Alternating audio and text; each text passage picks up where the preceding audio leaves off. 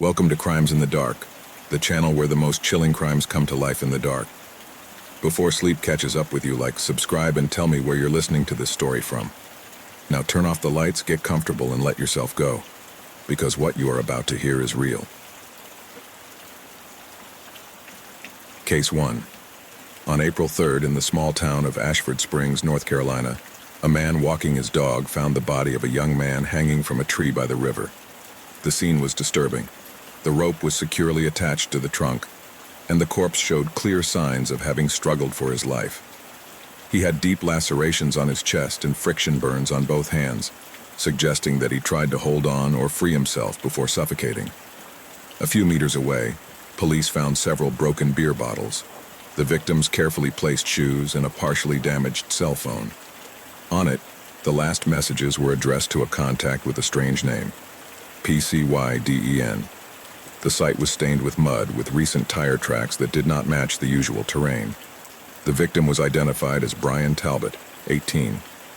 His official documents listed him as male, but physical examination revealed breast development, leading investigators to contemplate the possibility of a hate crime. However, the autopsy ruled out torture or outright murder. The cause of death was asphyxiation by hanging. The injuries were not lethal, just part of the suffering. The discovery in his room added even more questions. Hidden among his belongings were a tray with bullets, vials with water samples labeled with dates and locations, and documents indicating home chemical analysis. They also found cash hidden behind a false wall. Nothing fit. There were no signs of robbery. No previous threats were reported, and Brian's surroundings suggested no links to dangerous activities. But all indications were that he was investigating something to do with the river, something he was keeping secret. The seriousness of the case prompted a call for outside support. That's when Detective Elias Bauer came on the scene. With more than 2 decades in rural homicide, Bauer was known for his secretive style and for solving cases that others gave up for lost. He had worked in similar towns, where truths are often buried deeper than bodies. Quiet, meticulous, with a leather notebook instead of a tape recorder, and a gaze that seemed to record every detail, he was assigned as the lead on the Talbot case. Upon arriving in Ashford Springs, Bauer visited the crime scene, walked quietly through the victim's room, and observed each item as if he already knew part of the story. He asked no unnecessary questions. He only asked for time. Because if there was one thing he knew from experience, it was this. In small towns, secrets don't shout. They only whisper, and he was there to listen to them. Brian Talbot was 18 years old. He was reserved, quiet, and spent most of his free time alone. Since he was 16, he had been working at the Ashford Springs water treatment plant. It was not a job that offered prestige or opportunities for growth, but he accepted it without complaint. Since the death of his father 2 years earlier, he felt the need to help financially with his mother, who worked as a receptionist at the town clinic. They lived together in a modest house a few blocks from the river. Brian had no criminal record or school problems, but his behavior had changed markedly in the past year. He avoided social gatherings and had stopped attending school events even before he graduated. Some teachers reported a sudden drop in his performance, but no formal protocol was followed. The physical changes in her body did not go unnoticed. Her face became thinner, and over time she began to develop breast tissue. A medical test detected high estrogen levels with no apparent clinical explanation. Although he had not made a formal gender transition, rumors began to circulate in town. That made him an easy target for silent rejection and uncomfortable stares. Signs of depression were also documented in her medical history. She was not receiving psychiatric treatment, but had attended a psychological consultation on the recommendation of her mother. He did not return. He was described as emotionally unstable but functional. Detective Elias Bauer began the job by following a rule that never failed. Start with the last people who saw the victim alive.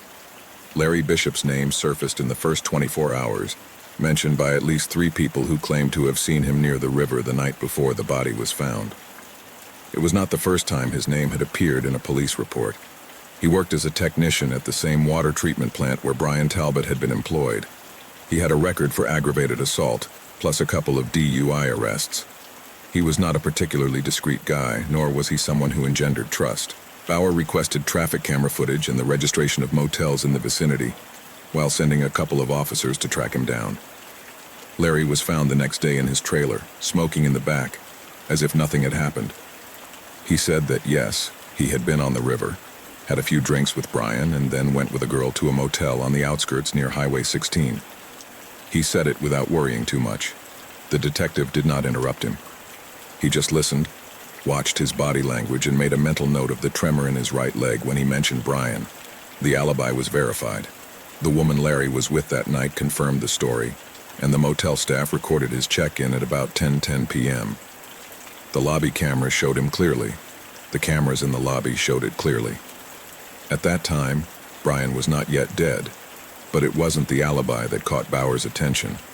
It was the way Larry mentioned the last image he remembered of Brian. He said he was wearing a white t-shirt, and the way it was getting wet in the river breeze, there was weird stuff on his chest. He did not use insults, but his tone was sufficient. It didn't take much to figure it out. Bauer did not react. He was only silent for a few seconds before closing the notebook. He knew that violence at times didn't always need planning. Sometimes it was a spark, followed by an impulse that could not be contained. But he also knew how to recognize when someone was angry, and when they were afraid.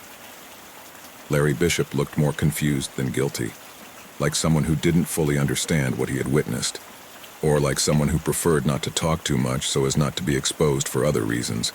For now, his alibi protected him, but the detective didn't rule him out. He just put him on a list that was already starting to grow, a list of people who had been too close to Brian, and who now had reason to keep quiet. When Elias Bauer returned to the motel where he was staying, he rechecked the photographs of Brian's room. There was no clutter. There were no signs of forced entry.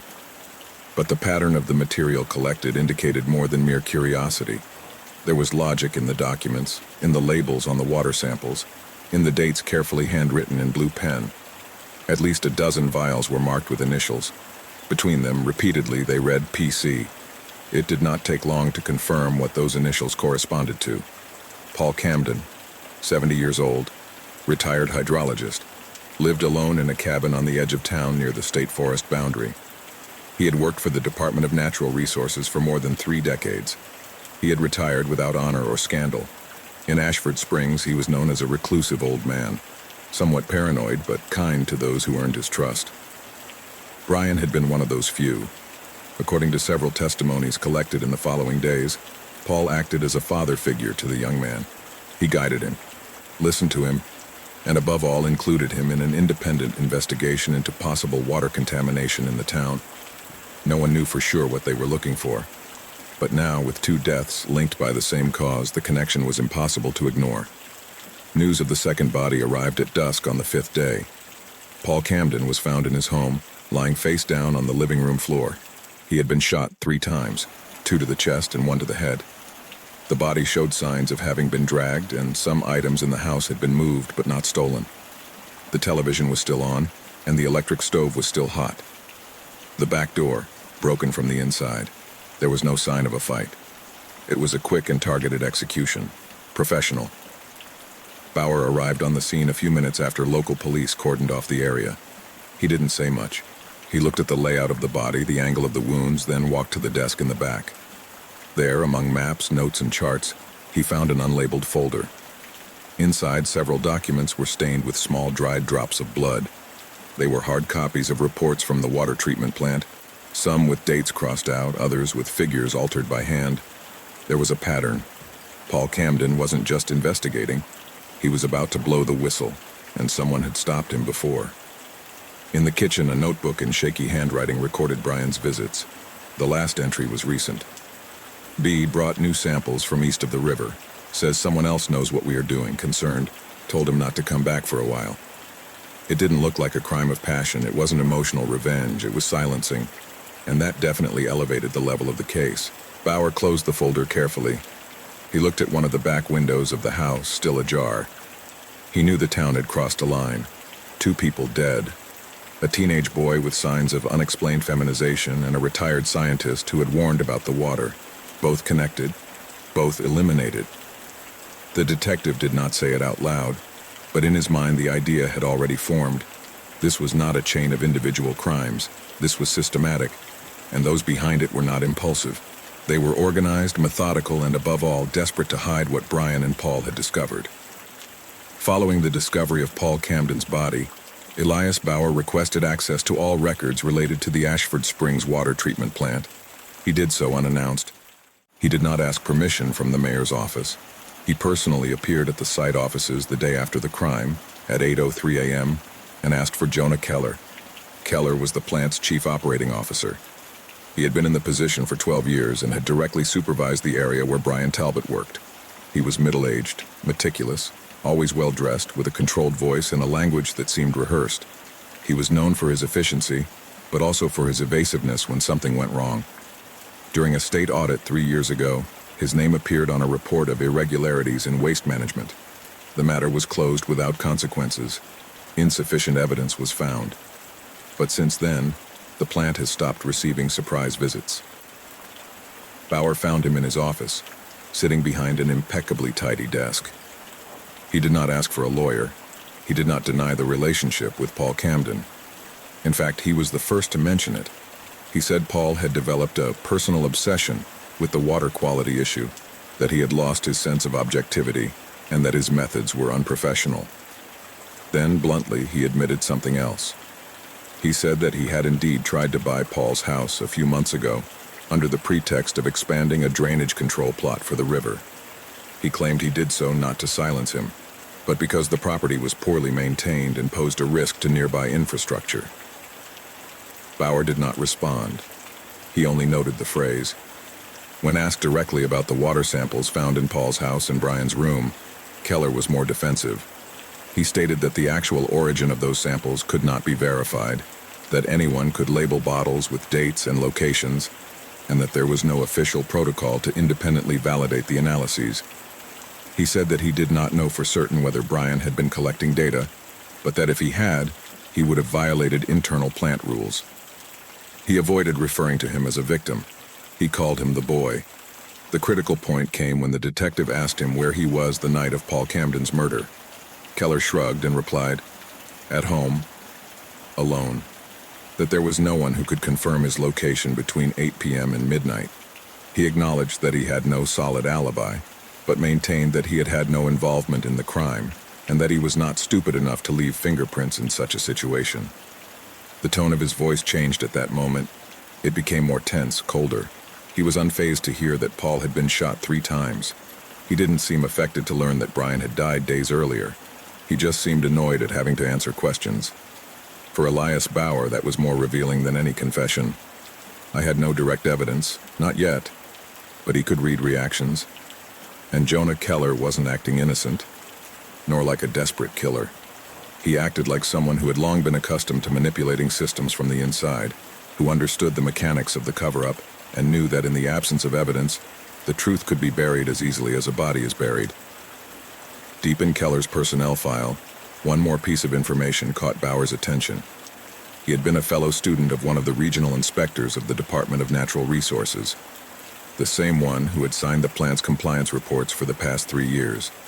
It was a pattern, not of blood but of control, and that at times was harder to dismantle than any weapon. On the morning of the 9th day since the first body was found, Elias Bauer received an unexpected call. It came from the local hospital. Mrs. Helen Talbot, Brian's mother, had asked to speak to him. She did not ask for a lawyer, nor did she explain the reasons for her request. She only asked that he come to see her before it was too late. He found her in the oncology ward alone, hooked up to an IV. Her face was pale, more from accumulated sadness than from the disease. Bauer sat across from her. No notebook, no prepared questions. He knew instinctively not to interrupt what he was about to hear. Helen Talbot confessed to shooting Paul Camden. He said it was a mistake, an irreparable one. He had found days after his son's death a printed mailing inside a folder on Brian's desk. It was signed by Paul. In it, he talked about organizing a trip out of town. An urgent trip to protect themselves from someone who, according to Paul, already knew what they were doing. The letter was ambiguous, but for Helen, consumed with loss, the ambiguity was enough. In his mind, Paul had deceived his son. He had isolated him, confused him, perhaps taken him to a place he couldn't get out of. He had dragged him into a secret life, and now his son was dead. Helen could not accept that Brian had taken his own life.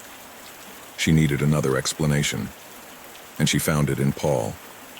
The gun he fired with was the same one that had been in Brian's possession. It was hidden in the metal box where she used to keep mementos of her father. She found it while cleaning the room days after the funeral. She took it. She went to Paul's cabin. She knocked on the door. When Paul opened it, she didn't have time to speak. 3 shots, the last one in the head. Paul had no chance to defend himself. He died instantly. But the truth was different. Brian was not murdered. He took his own life. It was not a sudden impulse nor a scene staged by third parties.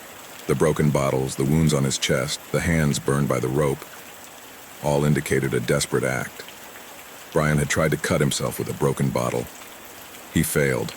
Then he climbed a tree using an old rope that other young men used to use as part of a local endurance game. That rope had Larry Bishop's DNA on it, but not as evidence of a crime, only as part of a circumstantial trace. The autopsy and hormone tests confirmed what Brian already knew, but could never put into words. His body was altered by prolonged exposure to synthetic estrogens present in the drinking water, the same water the plant was treating, the same one Paul Camden was investigating, the same poison that had seeped into the ecosystem with no one to answer for it. The carp Paul had tested also showed hormonal imbalances. The river was affecting the entire biological chain, and Brian was a silent victim of that process. He didn't fit in. His body was changing without medical explanation. Socially marginalized, emotionally drained, and unable to get help, he chose the most painful end possible. Alone. Paul, for his part, was trying to protect it. He had planned to report the situation to the Environmental Protection Agency. His documents, the samples, the altered copies of the official reports, everything was ready to be sent, but he never got the chance. Murder stopped it. Not a corporate cover-up, not a hitman sent by a corrupt company, but a mother, broken by grief, consumed by nameless guilt, who sought only justice for her son and found revenge in the wrong place. Jonah Keller, on the other hand, could not be prosecuted. He admitted to attempted bribery. He denied manipulating chemical levels. And while all indications were that he had covered up the contamination for years, there was insufficient forensic evidence to link him directly. The case against him was closed for lack of evidence. Helen Talbot was also not brought to trial. Her health condition was terminal. Her confession was recorded, signed, and validated, but the local prosecutor's office did not request formal charges. Elias Bauer was present when the record was signed. He did not intervene, he only observed. The case was officially closed 10 days after the confession. Officially, Brian Talbot committed suicide. Paul Camden was killed in an act of emotional turmoil. Jonah Keller was released without charge. And Helen Talbot died 3 weeks after her deposition in a white room facing a window through which no light was coming in. Ashford Springs was back to its routine. But something had changed. Water testing was resumed by an independent agency. Some residents moved out. Others simply stopped drinking from the tap. And Elias Bauer returned to the county where he lived. He closed the case in his leather notebook, jotting down 3 words on the last page. It wasn't hate. And sometimes that was the most tragic thing of all. Case 2. On February 17th, in the heart of Los Angeles, the fashion world experienced one of the most shocking episodes in its recent history. During the closing of the Eclat Noir fashion show, one of the most exclusive events of the season, supermodel Alicia Morgan dropped dead on the catwalk in front of more than 200 people. The scene was brutal in its precision. Alicia was walking briskly, wearing the final dress of the collection, when she stepped onto a specially lit section of the stage. At that instant, an electric shock shot through her body. She collapsed silently without screaming, as if her body had been turned off from the inside. The first to react were wardrobe assistants, photographers, and members of the technical crew. But it was too late. Paramedics confirmed death at the scene. The event was immediately canceled. Cameras, lights, renowned guests, all were frozen under the same impact. The death was not accidental, nor was it the product of a common technical failure. Homicide investigators arrived in less than an hour, and with them the usual silence that follows any high-profile crime. The scene was cordoned off. Forensic technicians checked every part of the electrical system. It was then that the first sign of tampering was discovered. The dress worn by Alicia included a platinum thread, almost imperceptible to the naked eye, woven into the upper corset. That thread acted as a conductor, carrying the current directly to the victim's heart. It was not part of the original design. Someone had modified it. Under the stage structure, reddish hair was found, attached to one of the panels where the lighting and sound systems were connected. It was a thin strand with no roots, but enough to suggest that someone with that type of hair had been manipulating the system from the inside. When everything pointed to the case being buried under the media noise, Detective Isaac Wren, sent from the Special Homicide Division of the Los Angeles Police Department, showed up. Wren was a little-known face outside the force, but within the system, he had a reputation for solving crimes in complex environments.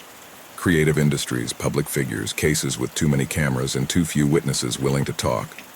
He had worked on staged suicides, extortion hidden under image contracts, and murders disguised as production accidents. He did not wear a suit. He did not talk to the press. He did not give his opinion about the victim in front of others. He observed. At times he seemed more like a consultant than a detective, but his record of closed cases was unblemished. Upon arriving at the scene, she asked for only one thing: access to the original sketches of the dress. He knew that in cases like this, the details were not in the crime, but in what changed just before it happened.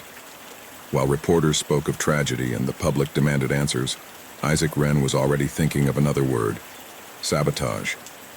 On his second day of investigation, Detective Isaac Wren requested access to Alicia Morgan's personal, professional, and financial history. He wasn't interested in the public narrative. He had seen enough celebrity profiles to know that magazine covers hide more than they show. At 27, Alicia was one of the most sought-after models on the international high fashion circuit. She had worked with top brands, amassed millions of followers, and won exclusive contracts with brands that carefully selected the image of those who represented them. She was, for all media purposes, untouchable, but what Wren found in the sealed records was not part of any public biography. Alicia Morgan was secretly married to Joe Lenoir, a disgraced businessman, currently serving a 25-year sentence for international drug trafficking, money laundering, and criminal association. The wedding took place in Nevada 2 years earlier, under changed names. The record existed, but it had been filed outside the usual system. No one in Alicia's professional entourage knew of this connection, at least not officially.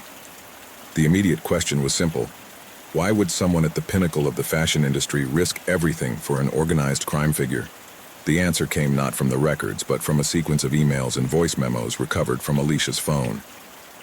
Archived under an encrypted application, several messages contained short audios addressed to a woman identified only as V. In them, Alicia spoke of breaking the cycle, telling the truth, and a pending handover to the authorities. In reviewing her financial movements, Wren discovered small, periodic transfers to an account linked to a lawyer specializing in federal cooperation. The dates coincided with Alicia's international travel for fashion shows in Paris, Milan, and Tokyo. On paper, it was work. In practice, it was cover. What emerged was clear. Alicia Morgan had lived a double life. While the world revered her as an icon of style and success, she served as a silent liaison in a high-level trafficking network. She didn't distribute, she did not transport, but according to the evidence, she acted as a logistical conduit for delivery, laundering, and distribution operations, disguised as fashion contracts or production expenses. And at some point recently, he had decided to speak up. The emails pointed to a scheduled meeting with a federal agent, whose identity was not yet confirmed. What was clear? Someone else knew about it before he got to it. The crime, in its execution, no longer seemed like an impulsive gesture or internal sabotage. It was a message, calculated, public, painfully symbolic. Isaac Wren understood this without the need for affirmations. In the world of organized crime, to betray is not to die in silence. It is to die where everyone can see it. And that's exactly what they did to Alicia Morgan. In reviewing the backstage movements of the fashion show, Detective Isaac Wren requested the internal recordings of previous rehearsals, as well as backstage access, and the list of technical personnel authorized to approach the runway in the last 48 hours. His attention quickly focused on a figure who repeatedly appeared in close-up shots of Alicia Morgan, Juliana Vance, 25 years old, professional model, rising fast on the circuit, strong social media presence, but shaky track record behind the camera. Abrupt loss of contracts, non-public reports of bad behavior, and constant rumors of altercations with female colleagues. In the fashion world, those things are not officially documented. They are hushed up. But Ren knew how to read between the lines. Juliana and Alicia shared the runway in at least a dozen events over the last year. In public, they were complementary figures, blonde and brunette, classic and avant-garde. In private, the rivalry was evident. Interviews with designers and assistants revealed that Juliana had shown constant discomfort with Alicia's role as main model. There was even a minor incident during a rehearsal in Paris, in which Juliana refused to go out on the runway, arguing that they always gave her the best. Ren didn't work with assumptions, but he did work with patterns. The real connection appeared when he cross-referenced Alicia's financial records with one of the suspicious accounts of the federal lawyer with whom she was trying to negotiate.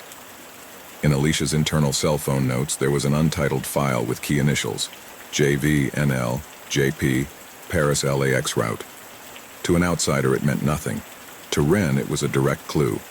Juliana Vance was part of the same international smuggling ring that Alicia was about to expose. Confirmation came from another angle.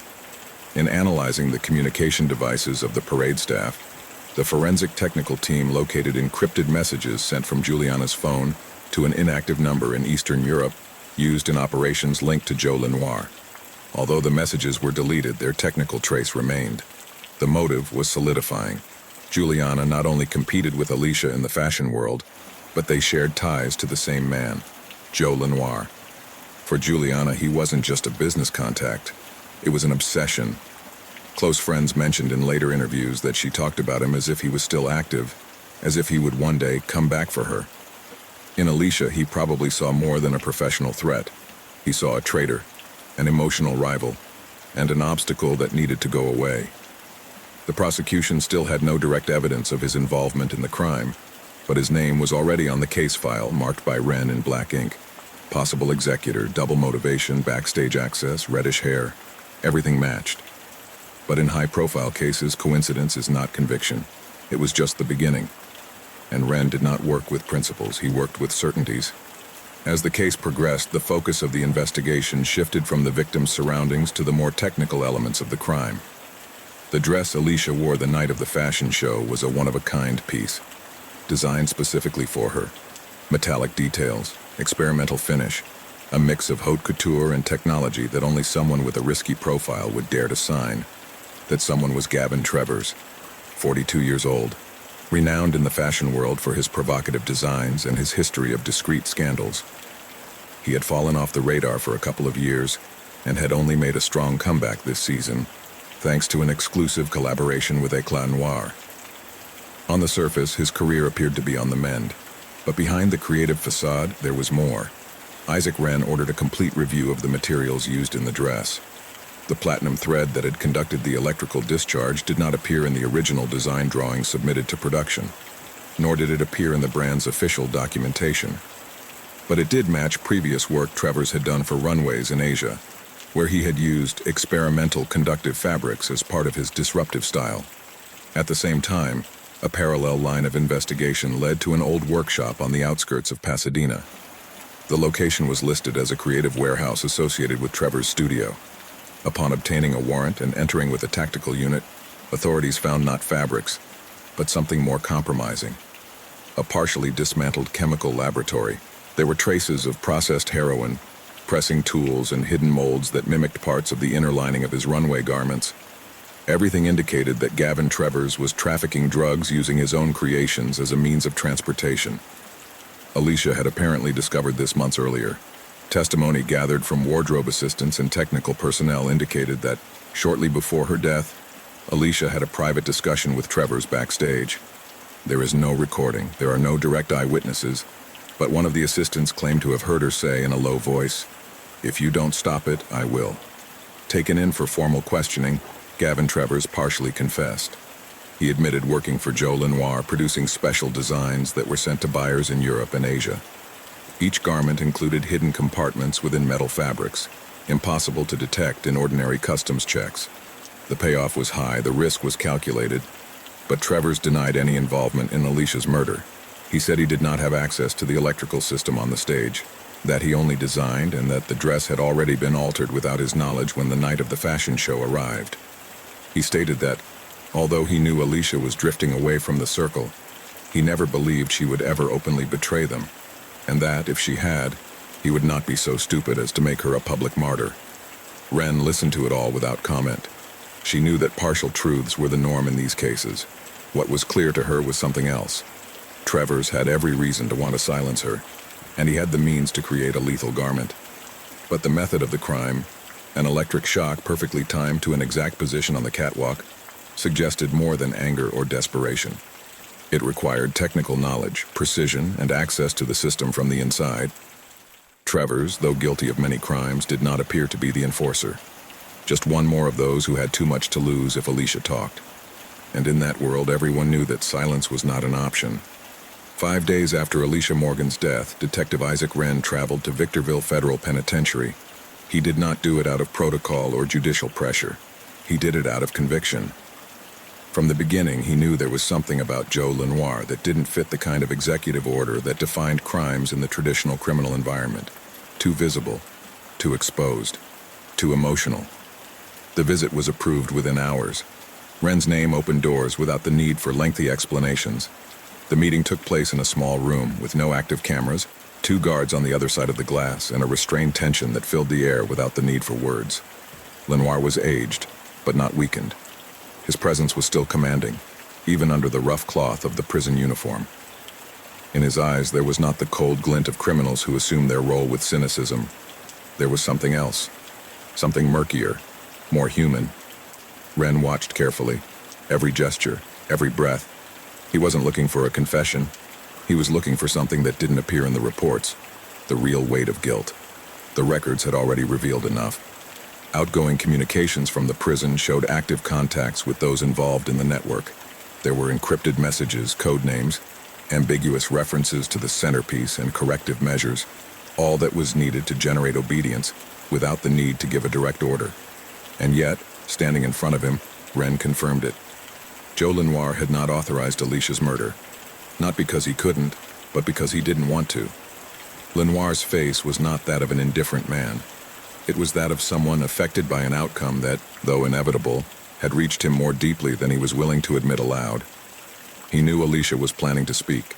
He knew her silence was cracking, and he knew that his network, loyal but paranoid, would act on its own initiative, without waiting for his approval. He had tried to contain it in his own way, discreet movements, veiled warnings. But it wasn't enough. In the world he had built for himself, betrayal needed no proof, only suspicion. And punishment, when it loomed, was automatic, inevitable, efficient. Lenoir did not cry, but his gaze dropped in a moment, and it remained that way for several seconds. That was enough for Wren. He didn't need words. He had seen it before. That slight reaction, that slightest tremor of the hands, it wasn't theatrics. It was another form of breaking. As he left the room, Wren felt no relief or closure, only the bitter confirmation of what he already sensed. Alicia Morgan had been executed not by order but by reflex, like a chain reaction in a system that no longer needed instructions to protect itself. He wrote it down in his undated notebook, a dry, unadorned line. The crime was not ordered, it was understood. The conclusion did not come all at once. It was the result of days of cross-analysis, incomplete statements, technical trails, and quiet movements. But for Detective Isaac Wren, the truth began to solidify when technicians found a minor discrepancy in the parade inventory log. A platinum thread was missing from Juliana Vance's dress. It was not a common loss. It was a deliberate alteration. And more than that, it was a coincidence impossible to ignore. The final connection came when the stage's subfloor was inspected. There, in one of the manipulated electrical conduits, a strand of hair was found adhered with humidity and pressure. The forensic analysis left no room for doubt. It belonged to Juliana Vance. Confrontation was inevitable. During the interview with the homicide team, Juliana Vance did not attempt to flee. She did not ask for a lawyer. She did not deny. She just took a deep breath and broke down in the first hour. The confession was clean, cold, full of silences. Juliana had executed the plan alone, not on the orders of Joe Lenoir or Gavin Travers or any higher criminal structure. She did it out of something much more human: jealousy, fear, and loss of control. In her words, Alicia had it all: beauty, contracts, visibility.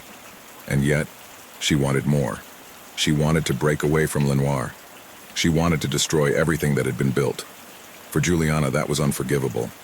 I had heard the rumors, I had read the messages. She knew Alicia planned to collaborate with federal agents.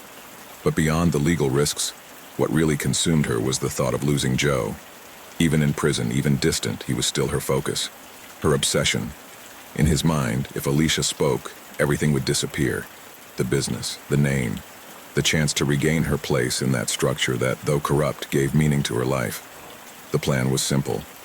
He stole a strand of platinum from the wardrobe, manipulated the corset of Alicia's dress with the help of an assistant who didn't know what she was doing, and on the night of the fashion show he accessed the stage's electrical system, wiring the contact point precisely. The whole thing took less than 5 minutes. The discharge was triggered exactly where it was supposed to, in the center of the catwalk under the white light. Juliana did not cry during the confession, nor did she justify herself. She said she did it out of fear, out of anger, because she saw no other way out. And although her crime exposed an international criminal network, it was not a major cause that motivated her. It was the panic of disappearing in a world that does not forgive second place. Gavin Trevors was formally arrested for his involvement in heroin trafficking through his designs. The network was partially dismantled. Garments seized at the show revealed hidden compartments in at least 7 different models, confirming that the catwalks were more than just for show. They were silent distribution vehicles. Joe Lenoir remained in prison. He was never charged in Alicia's death, although federal investigations kept him under constant surveillance. Juliana Vance's trial took place 6 months after the murder of Alicia Morgan. It was a brief, straightforward trial with no emotional appeals. Physical evidence, forensic testimony, and her own confession sealed the verdict in less than 2 weeks. The jury found her guilty of premeditated murder with malice aforethought, and the judge handed down life in prison without the possibility of parole. There were no tears in the courtroom, no screams, no dramatic gestures, only silence. A heavy silence like the one that followed Alicia's fall on the catwalk. For Isaac Wren, the case did not end with the sentence, but with a simpler truth. In the world Alicia wanted to leave, it was not enough to tell the truth. It had to be survived. Case 3. On the evening of April 22nd, the mansion of the Harpers, one of the most influential families in Newport, California, was filled with music, crystal glasses, and superficial conversation. The party was celebrating Thomas Harper's promotion to the board of directors of a prestigious investment firm. The guest list included lawyers, bankers, designers, and members of local high society. Everything seemed under control. Everything seemed carefully measured until it wasn't. Near midnight, a scream interrupted the music. It came from the central foyer, where the white marble staircase descended like a spine connecting the 2 worlds of the house, the public and the private. At the foot of that staircase lay the body of Vanessa Hale, 23, nanny to the Harper couple's 2 young children. The scene was disconcerting. Vanessa was not supposed to be there that night. She had packed her things and turned in her letter of resignation 2 days earlier, effective immediately. Her belongings were ready in her small room in the service wing. However, her body appeared with obvious signs of violence. 2 clean stab wounds to the torso and a bluish discoloration of the fingernails, a clear indication of poisoning. What was most disconcerting was the combination of the 2 methods. Poisoning was not enough. Someone had decided to make sure. Kill her twice. The knife was not found at the scene. Only a broken glass with partial fingerprints was found near the body. A shard of glass was found still wet with traces of an odorless liquid. The original drink could not be immediately identified. The children slept upstairs. No one had heard them cry. No one noticed Vanessa's absence until it was too late. The party was canceled. The house was cordoned off, the guests held to give statements, and with them the veil of perfection covering the Harper family began to crack. That's when the Newport Police Department was notified. Detective Nathan Rhodes, a veteran of complex domestic crimes, was assigned to the case. Rhodes had experience with families who measured every word, every gesture, every response. He knew that the truth, in homes like that, was not hidden in the corners, but in the shared silences. And from the first step he took inside Harper Manor, he understood something fundamental. Vanessa did not die by mistake. She died because she knew too much. In the first 24 hours, Detective Nathan Rhodes focused his efforts on understanding who Vanessa Hale was. Not the victim on the floor, but the person who existed before the crime. To discover why someone would want to kill her, it was necessary to reconstruct her presence in the Harper house, and her absence as well. Vanessa was 24 years old, originally from Arizona, a professional nanny since she was 19. She had worked with at least 5 families before joining the Model Nannies Agency, an exclusive firm that provided young, discreet caregivers for high-end households. Her background was clean, her evaluations positive, her character reserved. She had been hired by the Harpers 10 months earlier to care for the younger son, but over time she became close to 5-year-old Lily Harper as well. According to the domestic staff, the child developed an unusual attachment to Vanessa, the kind that could be uncomfortable in a household where effective hierarchies were precisely marked. That closeness had apparently been the main reason for her dismissal. Vanessa was fired by Kate Harper that same day during the morning. No open conflict, no argument, according to reports. She had been asked to pack up and leave before the party scheduled to begin that evening. He had complied. His belongings were tidy. Her room was ready to be locked. But Vanessa did not leave. She stayed in the house, and she was killed before she walked through the door. The body was found with 2 puncture wounds in the torso, but also presented cyanosis in the nails and lips, a clear indication of previous poisoning. 2 different methods, same result. During the search of her belongings, Rhodes found several personal items: tidy clothes, children's books with notes, and a small notebook with observations about the children's behavior.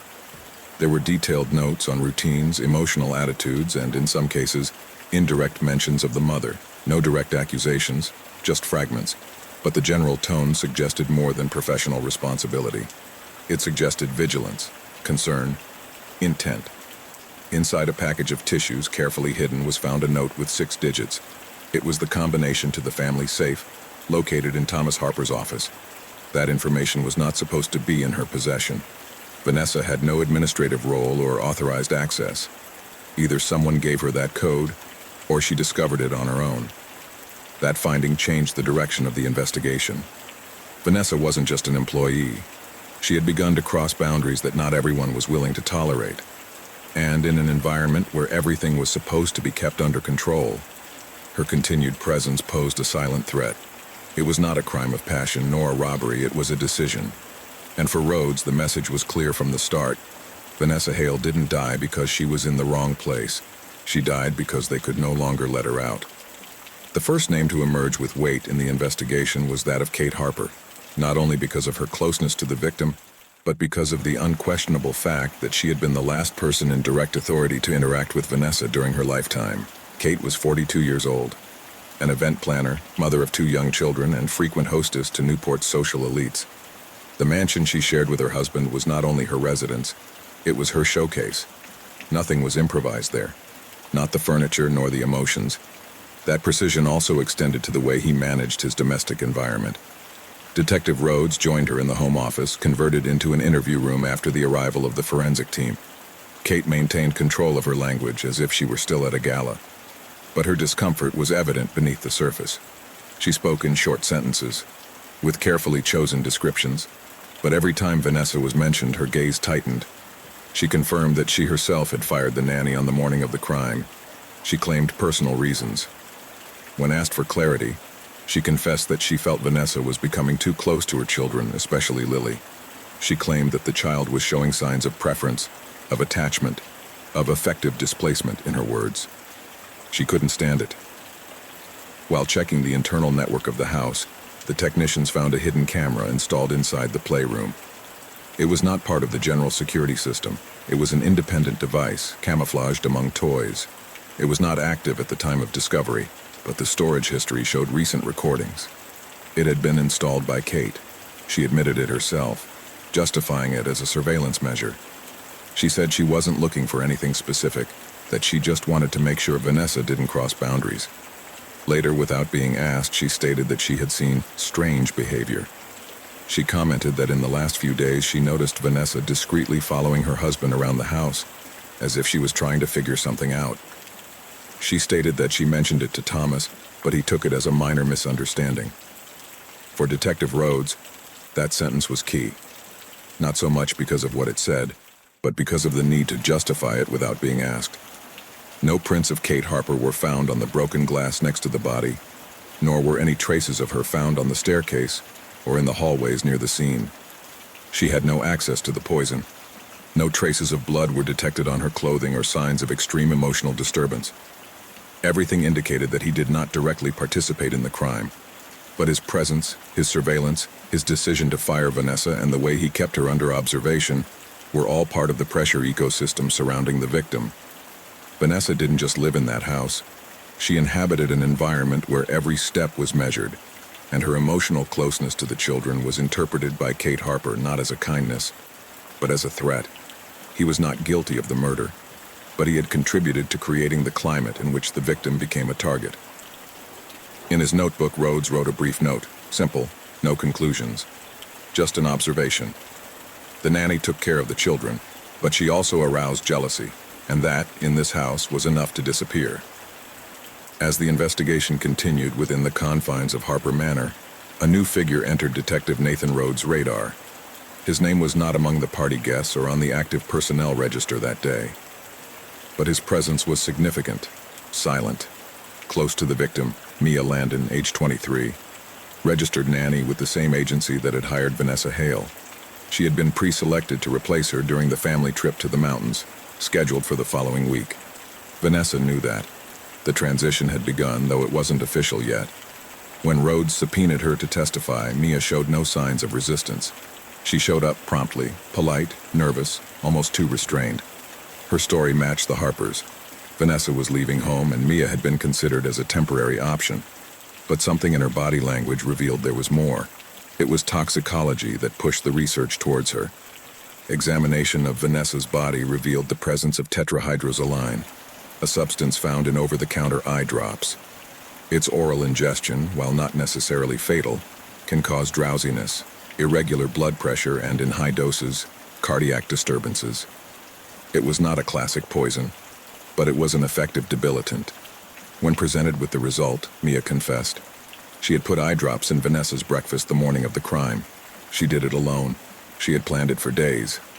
She said she wasn't trying to kill her, but only to make her sick enough to cancel the trip. He wanted to take her place, but not out of financial ambition or revenge. In his words, he did it because he believed he could take better care of the children, that the children needed stability, and that Vanessa wasn't providing it. He didn't say it coldly. He said it with an almost innocent logic, as if his action had a moral justification. No prints of Mia were found at the crime scene, nor on the broken glass. Her alibi checked out. She had left the property several hours before the murder.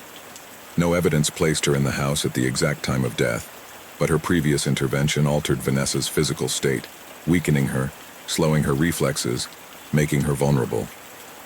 To Rhodes, the psychological profile was clear. Mia was not a killer, but she was one more piece in the rarefied atmosphere surrounding the victim. She did not act out of hatred, but out of a distorted sense of duty. She did harm, convinced that she was doing good. No murder charges were filed, but his involvement was recorded. And for Rhodes, those kinds of implications were not minor, because in the quieter crimes, the killer rarely acts alone. Sometimes he just completes what others have started. With the circle of suspects narrowing and the threads of the story beginning to connect, Detective Nathan Rhodes turned his attention away from the Harper mansion. There was one last line that had yet to be explored in depth: Vanessa Hale's professional link to the agency that had placed her in that house. Ron Parson, 48, was the founder and current owner of Model Nannies, an exclusive agency dedicated to placing high-profile nannies in homes with high standards and even higher demands. The business had been operating for 15 years, with a solid reputation and a network of contacts that included dozens of wealthy families in Southern California. At first, there was no direct reason to suspect Parson, but there was one detail that changed that. During a cross-check of calls between Vanessa and her immediate entourage, several unregistered contacts between her and the businessman's personal number emerged, outside of business hours and with unusual frequency. When questioned, Parson was quick to speak. He did not ask for a lawyer. He showed no signs of tension. His account was clear, almost condescending. He confessed to having participated with Vanessa in the robbery of the safe. The version he gave was as follows. Over the past few months, Parson had lost 3 nannies assigned to the Harpers. In each case, the young women had been fired without formal explanation, with contracts terminated abruptly and without compensation. In Parson's words, the Harpers treated the staff as disposable. When Vanessa told him she knew the combination to the safe and was being pressured to resign, He saw it as an opportunity. He said he did it not out of greed but out of fairness. A form of silent compensation, according to his statement. The robbery occurred days before the murder. It was executed without violence, without visible disturbance. Vanessa accessed the box, withdrew $250,000 in cash, and handed it to Parson at a cafe across town. No one noticed, until it was too late. When asked about the murder, Parson was categorical. He was not involved. He claimed not to have seen Vanessa since the day of the robbery, and denied any knowledge of threats or personal conflicts. His alibi checked out. He was out of state the night of the crime at a meeting with investors. Records confirmed his location. Even so, his role in history was inescapable. Ron Parson had not killed Vanessa Hale, but he pushed her over a line with the implicit promise that there would be no consequences. She not only carried the emotional weight of her surroundings, she also carried in her pockets the responsibility for a crime that exposed her to any mistake. He was not a murderer, but he was an accomplice. And in cases like this, Rhodes knew that not every culprit wields a gun. Sometimes they just open a door and let the victim walk through alone. Just when Detective Nathan Rhodes thought he'd gone through all the relevant corridors of the Harper environment, a name that had been on the back burner reappeared. Not at the scene, not in the most recent call log, but in a casual conversation with one of the kitchen maids. The mention was brief, almost unintentional. A catering man who had known the victim since before her employment at the mansion.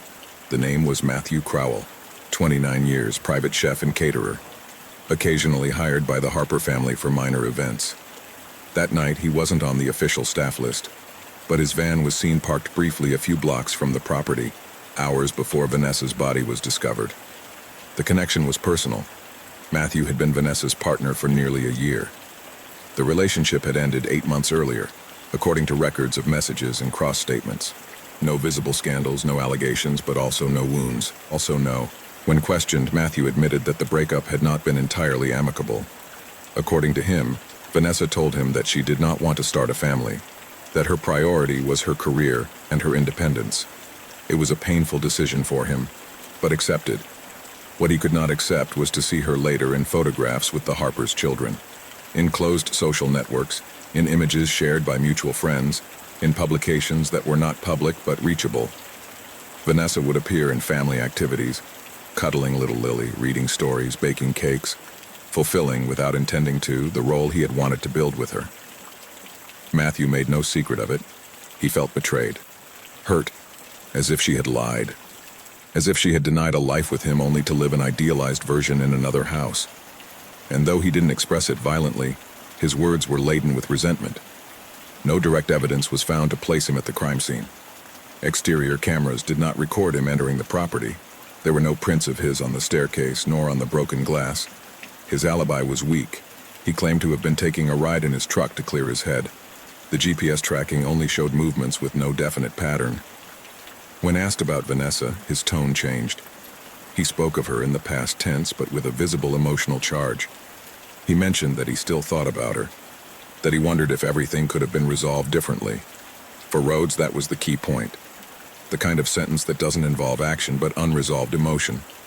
Matthew Crowell did not have access to poison, nor did he seem to have the profile for meticulous execution.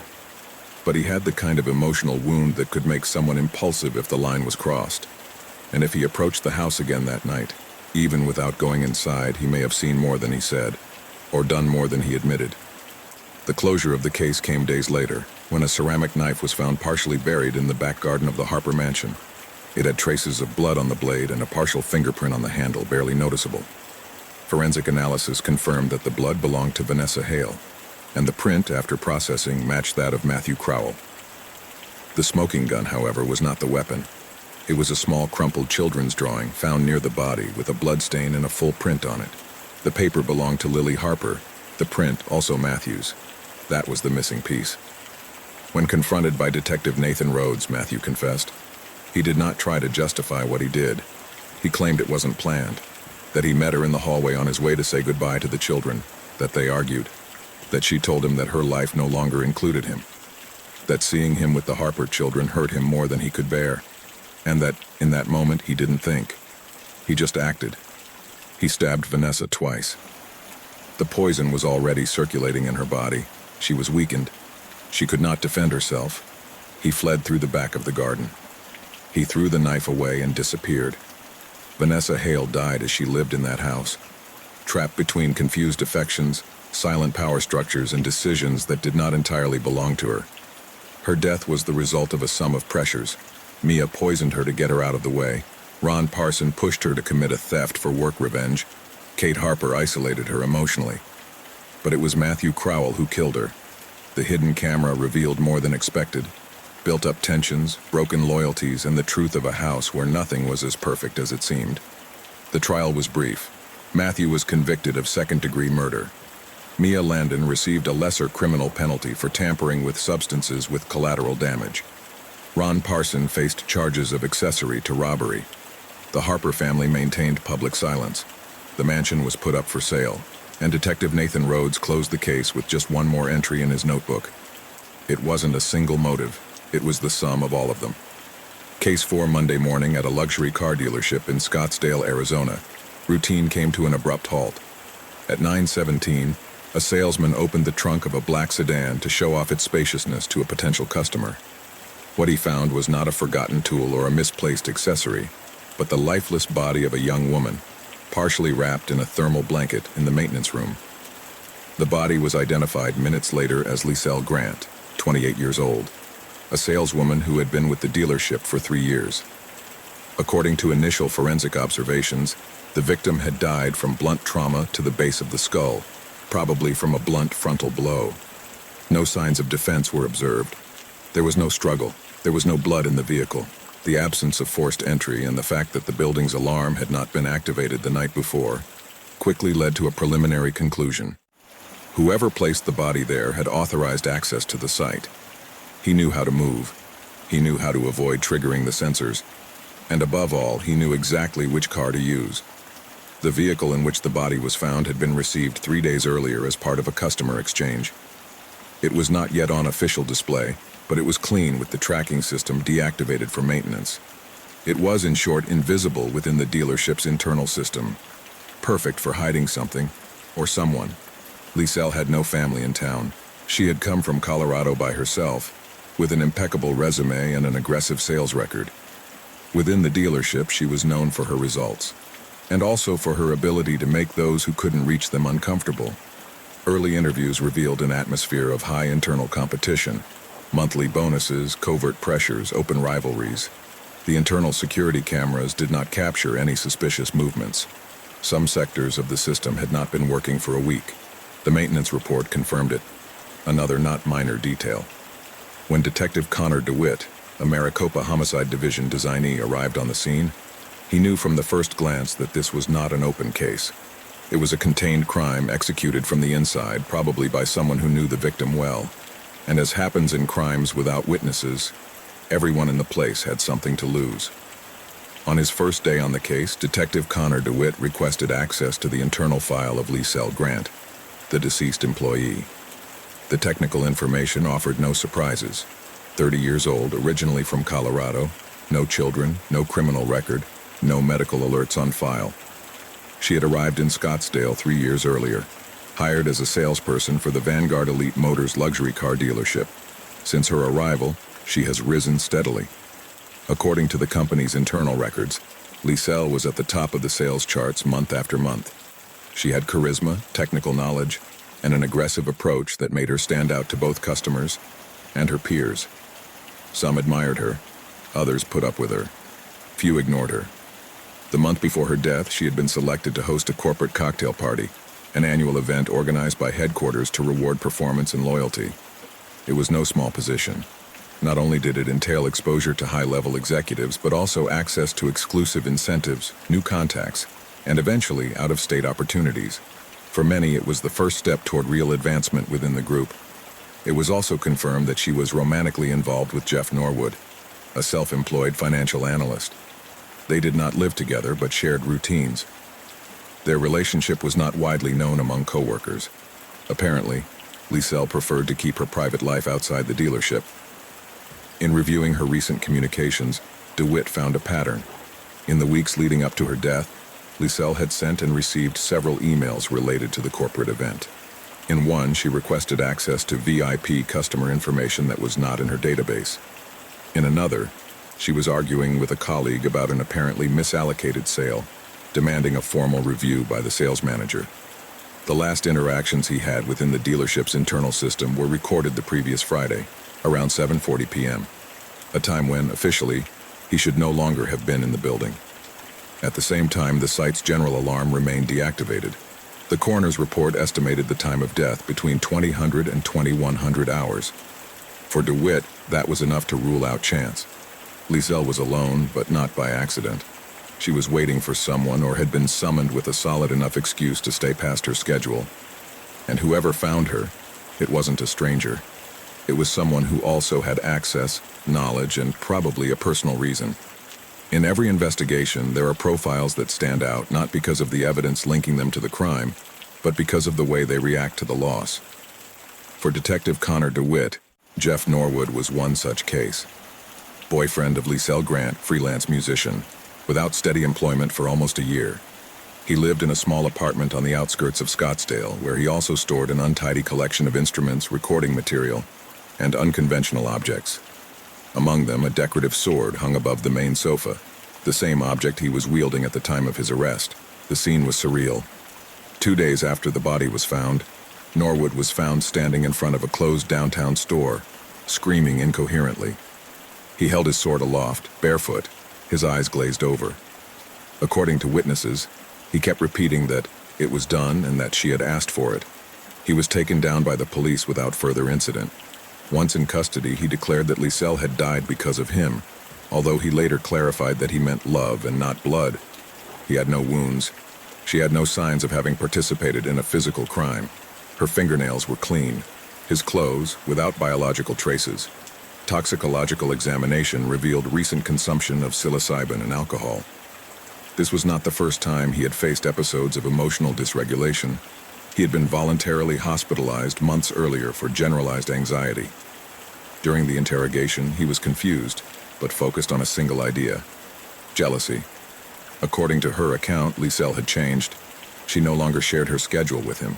She spoke of business in a different tone, and in recent weeks, she increasingly mentioned a VIP client named Walter Maddox, a millionaire collector with interests in art and exotic automobiles.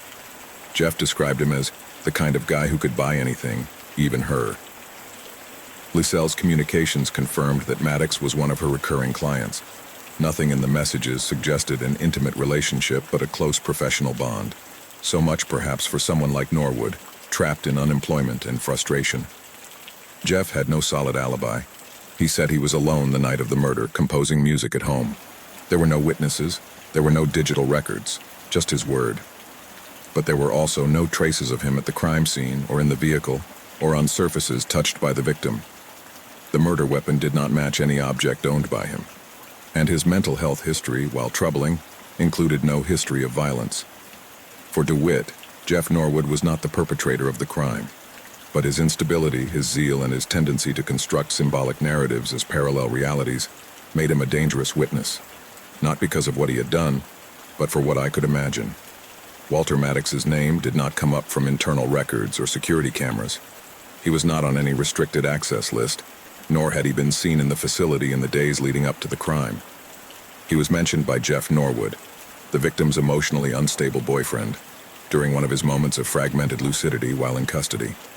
Jeff named him bitterly, describing him as the rich client who had come between them, convinced that Liesel admired him more than she would admit. It was an accusation without evidence, but in close cases, even delusions demand verification. Detective Connor DeWitt took it as a starting point. Maddox was no stranger.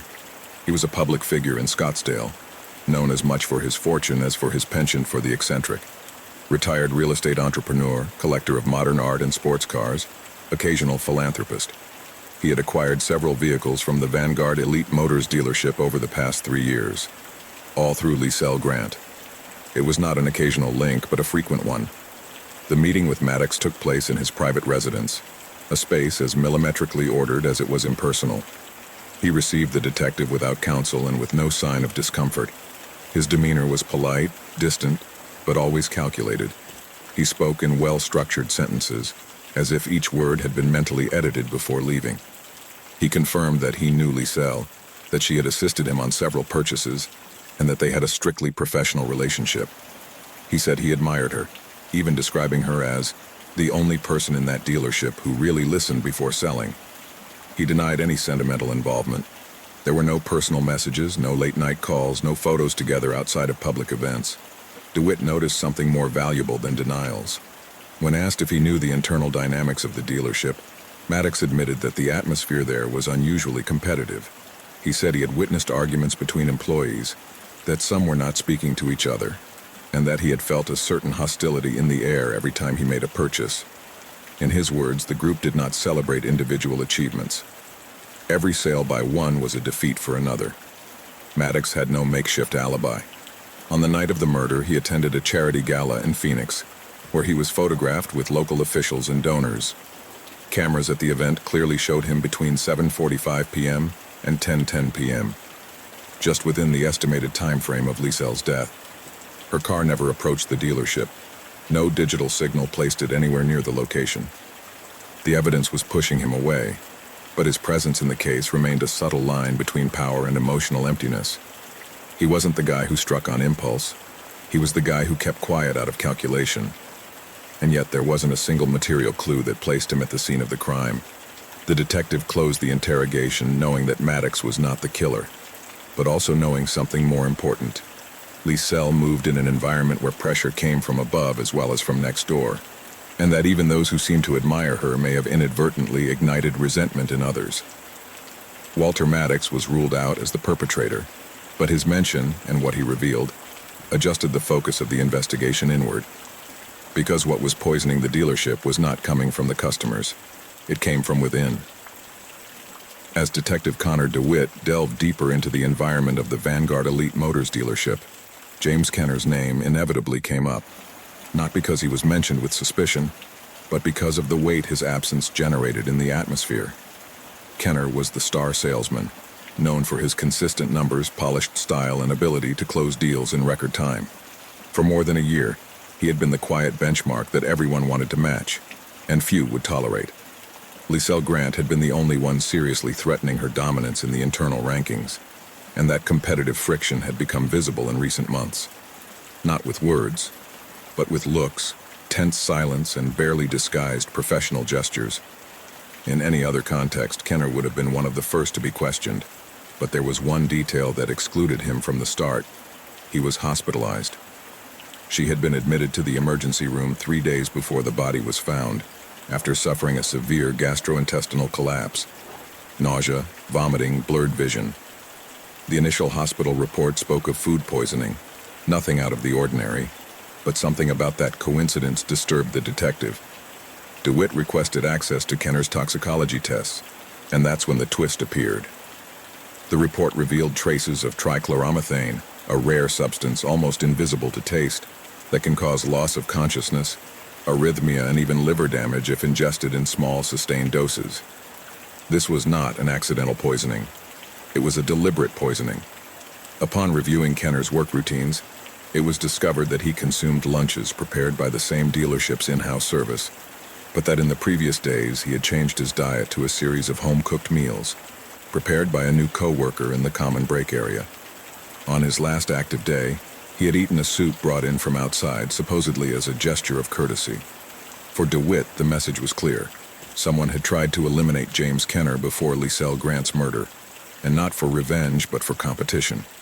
That changed the structure of the case completely, because if Kenner was the initial target, then Lisel was not chosen at random. It was a last-minute twist, a change of target. Kenner's poisoning was not fatal, but it took out of play the only employee who could overshadow Lisel at the corporate event. With him convalescing, Lisel became the figurehead, the awards favorite, the visible face of the dealership's success. And in that context, someone decided that she should be the next to disappear. Kenner was not questioned as a suspect. He was registered as a secondary victim of an internal elimination campaign, a crime disguised as an accident, a failed attempt that led with no margin for error to the main murder. For the detective, the logic behind the case was no longer emotional. It was strategic, and someone inside those walls was operating at a much higher level of calculation than he appeared to be. The definitive breakthrough in the investigation did not come from a spontaneous confession or a dramatic twist. It came from the records. Detective Connor DeWitt knew that the most meticulous crimes were not undone by emotion, but by technical oversights. It was while checking the dealership's digital ignition system that everything changed. One of the vehicles, a gray SUV parked at the back of the lot, was turned on at 20:43 outside of operating hours just within Liselle Grant's estimated window of death. The user linked to the key fob was Brad Elias. Elias was not an invisible figure. He was the eternal second place, persistent, ambitious. Slightly younger than his competitors and with a track record that showed him as efficient but eager. Always a step away from the podium but never in front. In an environment as competitive as Vanguard Elite Motors, that frustration was not a minor trait. It was fuel. During the first interrogation, Elias was cooperative, almost disinterested. He said he had been at home the night of the crime. He did not specify further. He had no witnesses, no solid electronic alibi either, just his word. At that point, with no physical evidence, the detective couldn't press. But when digital access placed him inside the vehicle used to hide the body, everything changed. He was summoned again. And this time, he did not deny for long. The confession was gradual, not dramatic, not shrouded in guilt, almost logical, as if, when caught, Elias chose to treat the crime as a clerical error, as something to be cleared up rather than redeemed.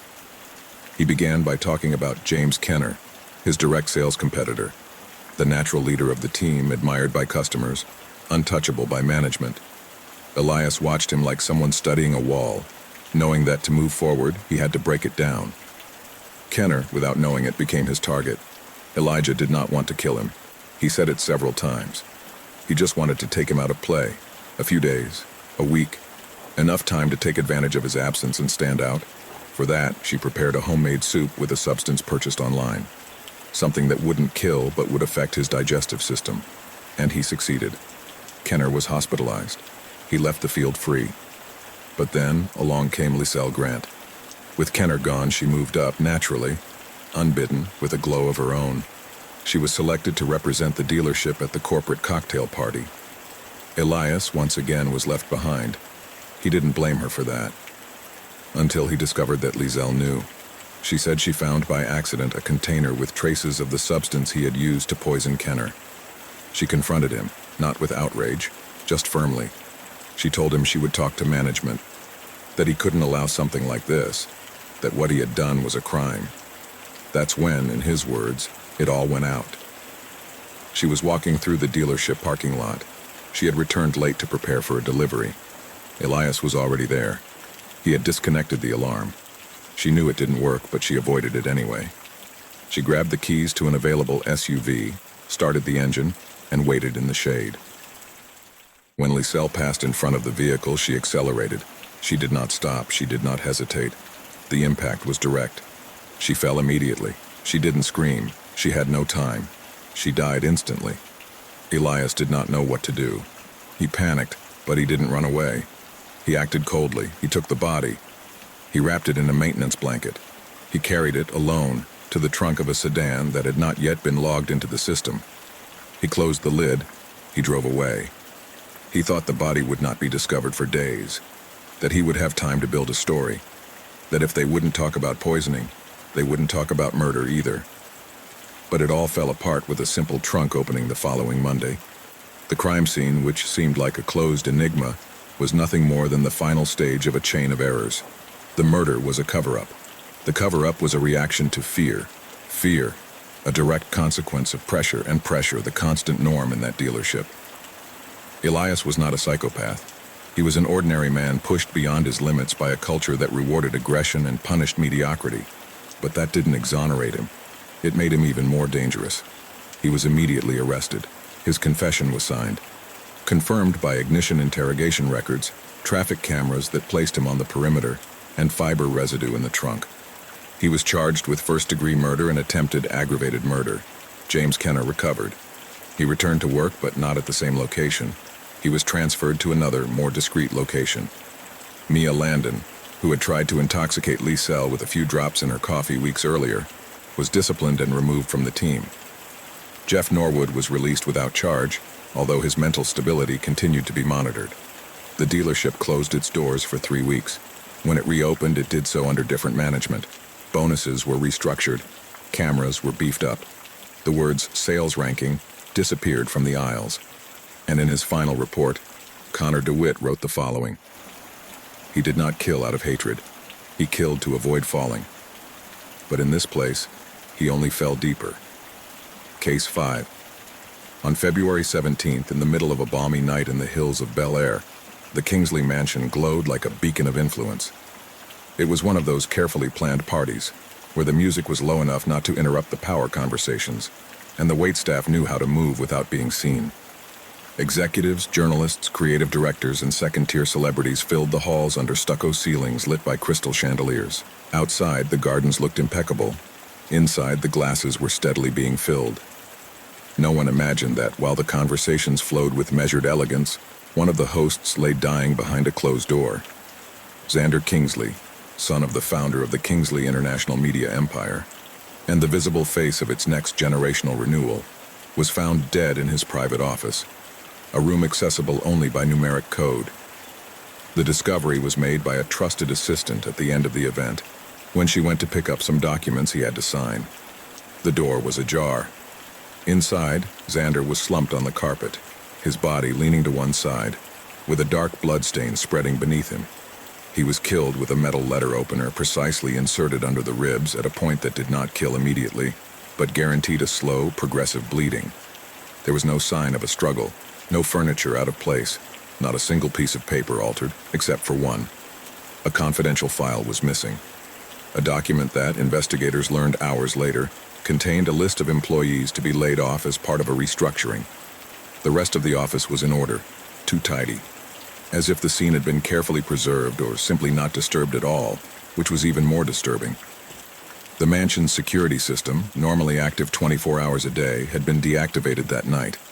A decision, as stated by Tara Kingsley, wife of patriarch Alex Kingsley, taken so as not to inconvenience guests with notifications, censors, or access restrictions to certain parts of the property. The explanation was casual, too casual. But for Detective Elliot Vanner, assigned by the Los Angeles Homicide Department, that simple gesture set off all the alarms.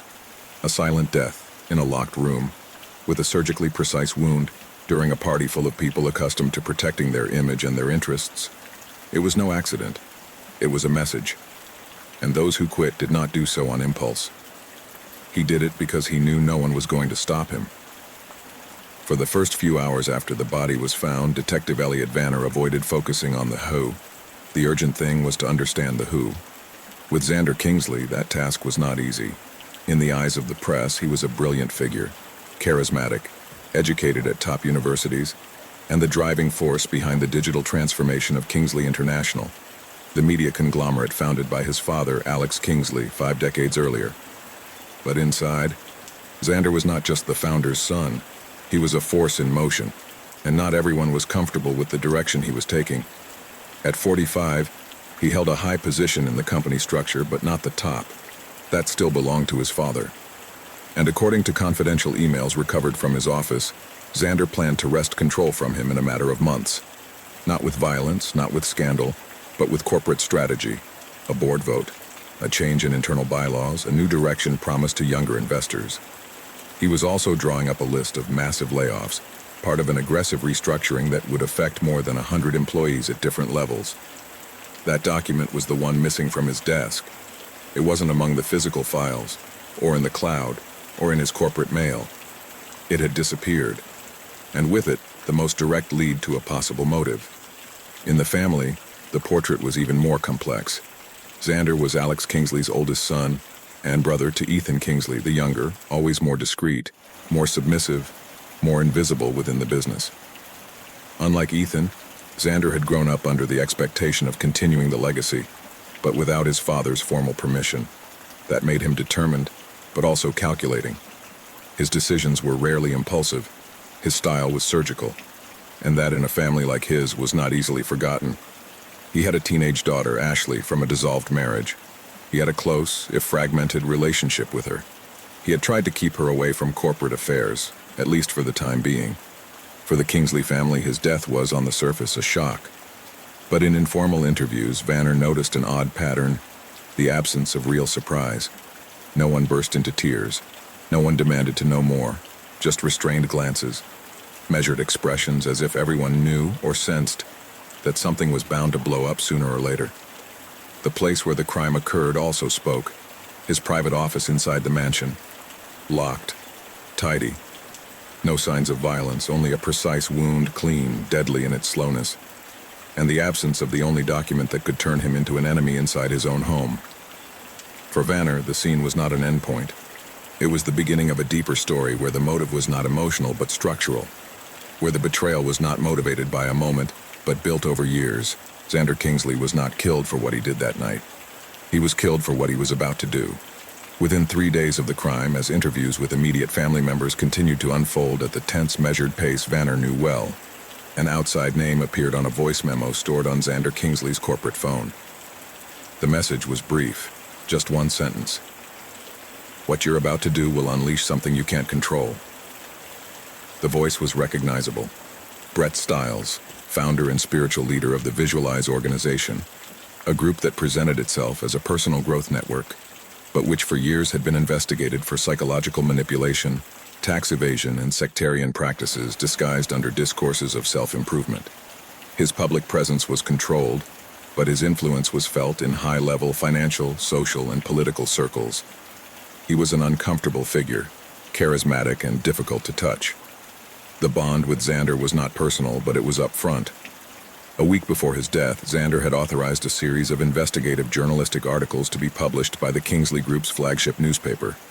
The reporting focused on the inner workings of Visualize, testimonials from former members, and leaks about alleged opaque funding networks. The publication was ready. Only one final signature was missing, Xander's. Visualize's lawyers already knew. They had sent veiled threats, legal warnings, letters without letterhead, and among them, Stiles' voice.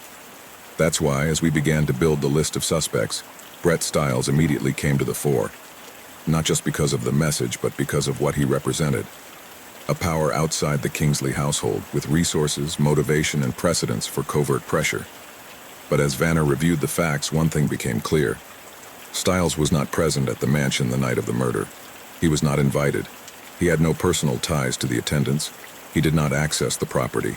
He did not cross town. His movements were verified, a live television appearance in New York, backed up by records, tapes, and multiple witnesses. Moreover, the assassination was clean, personal, quiet, no signs of external execution. Everything indicated that the killer knew the house well, and even better, the victim. Brett Stiles was ruled out as the perpetrator. He did not wield the letter opener. He did not enter the office. He did not turn off the security. But his shadow remained. For Xander Kingsley had not only ignited a struggle for control of his family, he had also ignited a conflict with a figure who would not tolerate being challenged in public, and whose warning, though not executed, weighed on everyone involved. To Vanner, Stiles was a symptom, not the cause. But as with certain enemies, his mere existence changed the environment. And sometimes, that was enough to push others to act. The party at the Kingsley mansion brought together more than 100 people, many of them part of the professional environment of the media group, others linked to the political, business, or cultural world of the city. In that sea of well-known names and measured faces, Elizabeth Monroe went unnoticed at first. She was not a Kingsley. She wasn't an executive. She was simply the personal assistant to Sadie Lovell, an influential television host close to the family's social circle. But Elizabeth's name emerged when Detective Vanner cross-referenced the attendee lists with the movement records inside the house. She was marked as present, but her location within the event was erratic, unclear. She did not appear on the cameras in the main hall, nor was she seen in the gardens. She was finally located by an isolated testimony. A catering employee saw her leaving the library, a section that connects to the side hallway leading to the office where Xander Kingsley was murdered. When questioned, Elizabeth appeared composed, almost rehearsed. She said she had been there at the request of her boss, accompanying her as logistical support. She admitted that she knew the mansion, but denied having had any contact with Xander. There was no record of direct interaction between them, no mail, no messages, no professional ties. At first glance, there was no motive. But as we dug deeper into her profile, a more troubling connection emerged. Elizabeth was an avowed follower of the Visualize group, the organization led by Brett Stiles, the same man who had threatened Xander Kingsley for publishing a critical article. Elizabeth's social media post featured phrases, symbols, and photographs linked to Visualize. She didn't hide it, she professed it. That fact, added to her physical proximity to the crime scene, was enough to make her a figure of immediate interest. The pressure increased when another detail was revealed. Elizabeth was in a secret romantic relationship with Ethan Kingsley, the victim's younger brother. A relationship off the family radar, carefully hidden, but verified by phone records, cross-referenced locations, and finally by the testimony of both. Elizabeth's presence at the party, then, was no longer just as an attendee. It was as a silent companion of one of the heirs, and with that, her access to restricted spaces of the mansion, such as the private wing, became more understandable and more worrisome. When asked about Visualize, he did not deny his admiration. She said the group had given her clarity and purpose. When confronted about Xander's investigation of Brett Stiles, she was visibly upset. She claimed that she disagreed with the publication and that discrediting Visualize was part of a corporate censorship system. She said it calmly, but with conviction. Despite this, her alibi held up. She was seen with Ethan in the West Wing during the estimated period of the murder. Security personnel saw them arguing briefly near the music room. Ethan confirmed her presence, and the cameras in that sector, although blurry, matched her testimony. Elizabeth Monroe was not the killer, but to Detective Vanner, she was not entirely innocent. Her loyalty to Visualize and her emotional closeness to a member of the Kingsley family placed her at the ideological heart of the conflict. She had not wielded the letter opener, but her look when she spoke of Xander, her tone when she referred to the press, and her silence in the face of certain questions revealed something deeper. She believed in a different truth, and sometimes that was enough for others to act for her. In every powerful family, there are silences heavier than screams. In the case of the Kingsleys, Ethan, the youngest son, was one of those silences. He was never the visible face of the empire. He never fought for executive leadership. His presence was more discreet, more lateral, and precisely because of that, he was one of the first names that Detective Elliot Vanner highlighted. Brother of Xander Kingsley. Younger by 4 years. Same lineage, different energy. While Xander presented himself as the natural heir to the empire, Ethan held secondary positions in publishing. He attended family meetings but rarely spoke. He signed deals but did not lead negotiations. Yet those who knew him closely did not describe him as weak, just someone who knew when to shut up and who to watch. During the initial interviews, Ethan was affected yet measured. He referred to his brother in the past tense with an almost impersonal solemnity. He said he had not spoken to him that night. He didn't know if he was at the party. He did not notice his absence. His alibi was based on his constant location in the west wing of the house, in the company of Elizabeth Monroe, with whom, after some pressure, he admitted to a romantic relationship. That revelation was already enough to open a new line of tension within the family. But the most sensitive information did not come by direct confession. It came from a crossroads of encrypted calls and messages, a sequence that linked Ethan with Tara Kingsley, the young wife of his father, Alex. The relationship was secret, but the records were clear. Private meetings, deleted but retrievable messages, and in one of them, a voice fragment where Tara told him that everything would change soon. It wasn't explicit, but not innocent either. Vanner confronted Ethan with the data. At first he denied it, then he simply didn't respond. Finally, he admitted that he had been in a relationship with Tara for months, and that they both knew that if discovered, the family impact would be irreversible. They kept it hidden.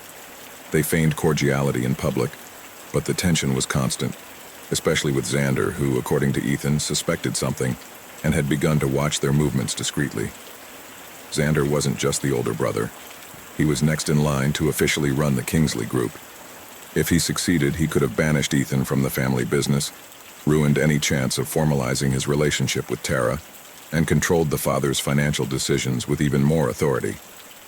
Simply put, Ethan had a lot to lose if Xander took power, and yet, it did not kill him. His presence was verified by location records in the West Wing, matching personnel statements, and blurry internal camera captures that, although partial, placed him away from the murder site during the critical time window. There was no physical evidence. There was no direct access to Xander's office. And according to experts, The entry code to that office was only known to 3 people: Xander, his father Alex, and Tara. For Vanner, Ethan Kingsley was not the killer, but his silence, his divided loyalties, and his desire for his brother to disappear from the board made him a fundamental part of the climate that enabled the crime. He did not wield the letter opener, but he loved the wrong person at the exact moment when that betrayal could ignite everything. Confession and resolution of the case. Alex Kingsley. From day one, something didn't quite add up. It wasn't just Xander Kingsley's death in his private office during a fancy family party, but how the family processed that death. There was no anger, there was no urgency, just a series of measured reactions, as if the tragedy didn't come as a surprise but had simply arrived when everyone was already expecting it. Detective Elliot Vanner sensed it from the beginning. Every response he received had a restrained charge. Every glance avoided real pain. And with each step he took, the case shed the externals visualizes threats, Ethan's secrets, Elizabeth's silences to point toward the center of the structure. Alex Kingsley, the patriarch, the architect of the media empire, the founder, and also, as would later be confirmed, the murderer of his own son. Xander had reached his limit. He no longer wanted to be just a figurehead within the company. He had decided to take total control away from his father. He had written it down. He had planned it. He was organizing an aggressive restructuring with a layoff list that included several of Alex's historic allies. That list disappeared from the office where the body was found, but not entirely. Days later, a hard copy was discovered in the north wing of the patriarch's private office. It had a dried blood stain on one of the corners. The blood was a match to Xander, and the folder containing the sheet could only have been handled by someone with direct access to that space: Alex Kingsley. Vanner confronted him calmly. He showed him the evidence. There was no shouting. There was no denial. Just a long pause. And then, the confession. He said Xander summoned him that night at the office during the party. It wasn't a long conversation. His son was straightforward. He was going to take over. He wasn't asking permission. He was communicating it to him. He said it was time for a new era and that his, Alex's, was over. The letter opener was on the desk. A bronze object, decorative but sharp enough to serve another function. In a moment of absolute silence, Alex took it and stabbed it precisely under his son's left rib. It wasn't a brutal stab, it was surgical, enough to cause internal bleeding. It didn't kill him instantly. He let it die. He locked the door. He walked out as if nothing had happened. He told Tara, his wife, to turn off the camera system for the night. They justified it as a guest comfort decision. They knew exactly what they were doing. The crime was quick, silent, contained, like the writing of a carefully edited column. Tara did not participate in the murder, but facilitated the conditions. She turned off the cameras. She disabled the security. She was a silent accomplice. Ethan, her lover, and the victim's brother did not intervene. But he knew. His secret relationship with Tara, the fear of being discovered by Xander, and his exclusion from the family succession made him a passive player in the conflict. He did not raise his hand, but neither did he protect anyone. The Visualize group, with their outspoken threats and fanatical followers like Elizabeth Monroe, served as a perfect distraction. All eyes looked outward, but the real edge was inside. When the confession was recorded, Alex did not ask for sympathy. He said he acted out of necessity, that he couldn't watch his legacy being dismantled by his own son, that Xander had ceased to be part of the family when he decided to destroy what his father had built. He was arrested without resistance, charged with second-degree murder. The company passed into the hands of an interim board.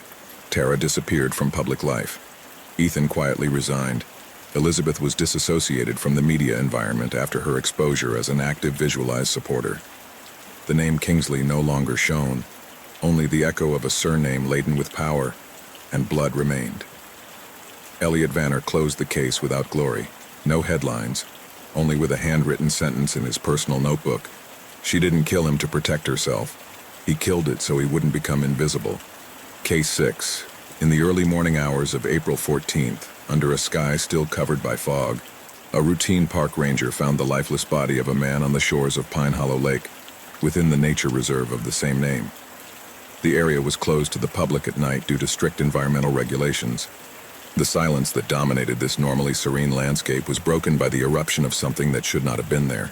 Ismael Navarro, a 41-year-old environmental biologist, was found partially submerged, face down, his torso in the water and his legs on dry land. Next to him, the flashlight with which he was probably walking was broken, the glass scattered among the gravel and mud. Floating near the shore, a digital recorder still on emitted a choppy sound. The last words recorded were fragments of a tense conversation. One voice, Ismael's, and another unidentified voice. Only one sentence could be heard clearly. That report cannot come out, understand. The blow to the back of the skull was clean, fatal. There was no sign of struggle around the body, nothing messy, no sign of a struggle.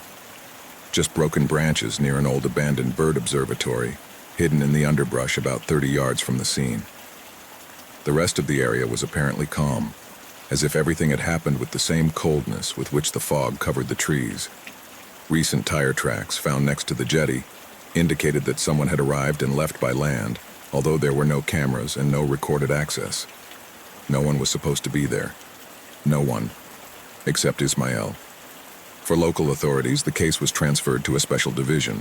Federal reserves are protected by cross-jurisdiction, and when it came to unnatural deaths in these territories, only one type of investigator was called. Detective Gabriel Mercer, assigned to the Environmental Crimes Department, received the notification before dawn.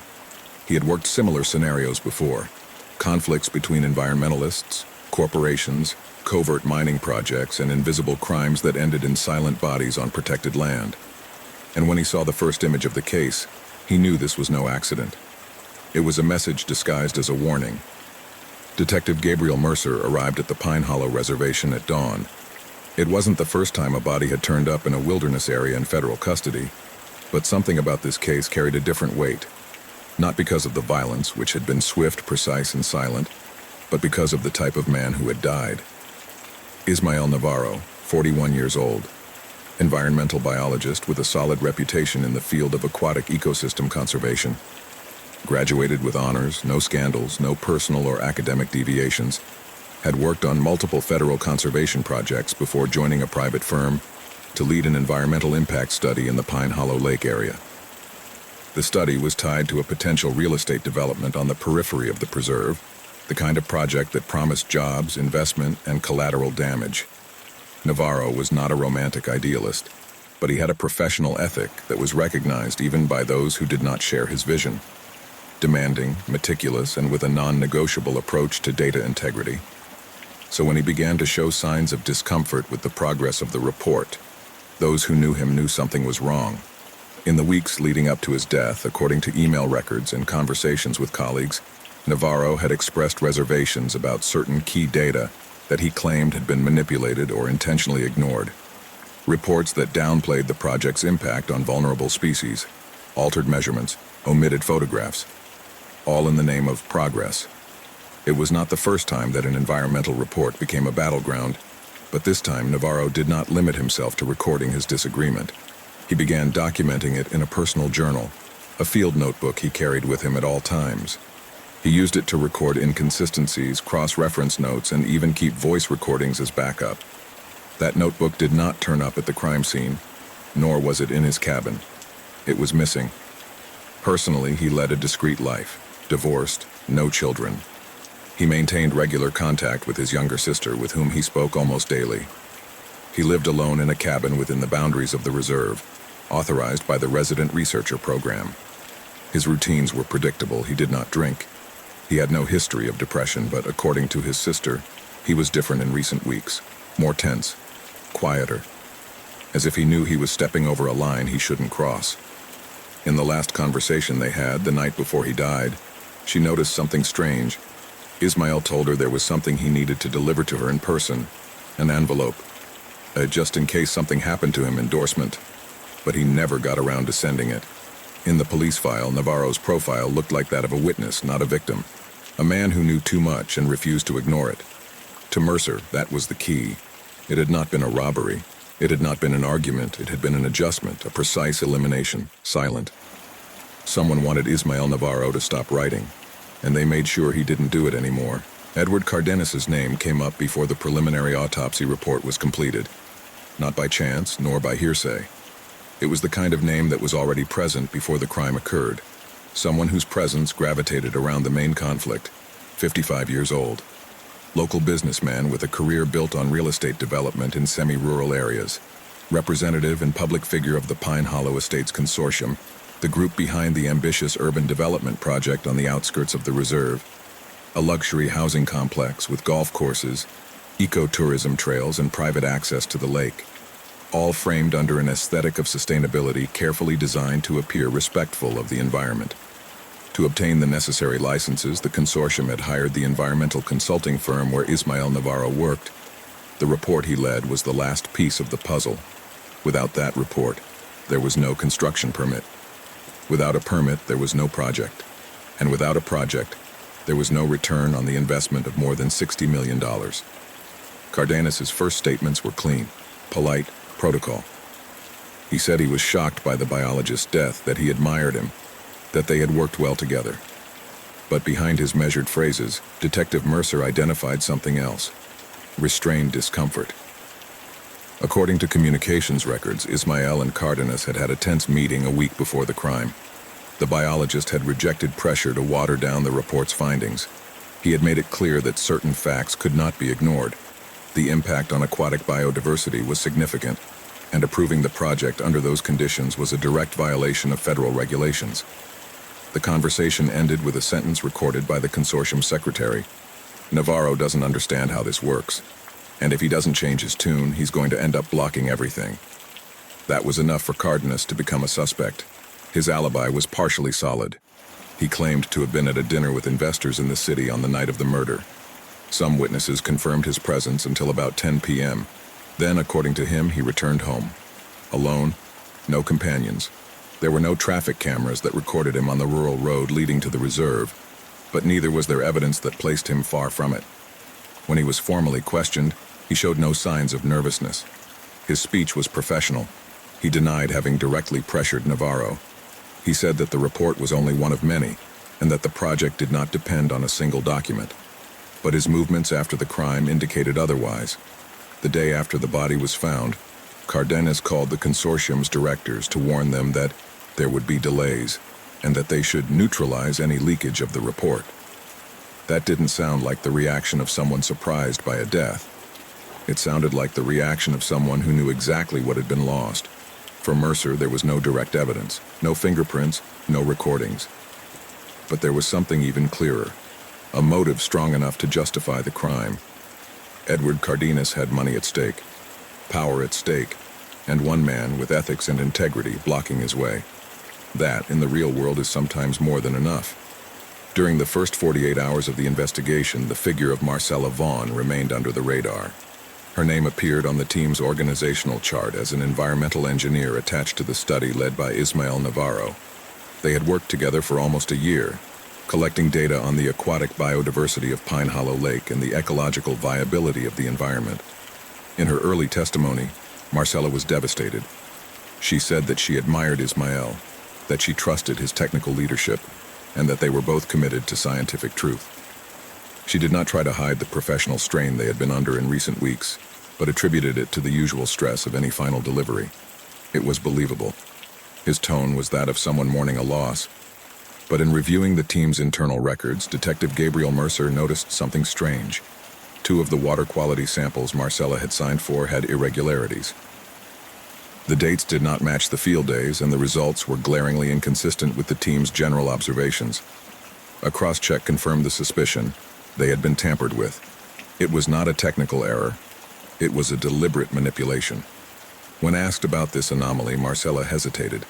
She tried to justify herself with technicalities. She spoke of laboratory errors, of confusion in data loading. But the explanation did not hold the weight of the results. Ismael Navarro had noticed it weeks before, and according to emails recovered from the consultant's server, he had confronted her directly. In one of the messages, dated just 4 days before his death, Ismael wrote, "Marcella, this is no longer a technical disagreement. This compromises all the work. We need to talk."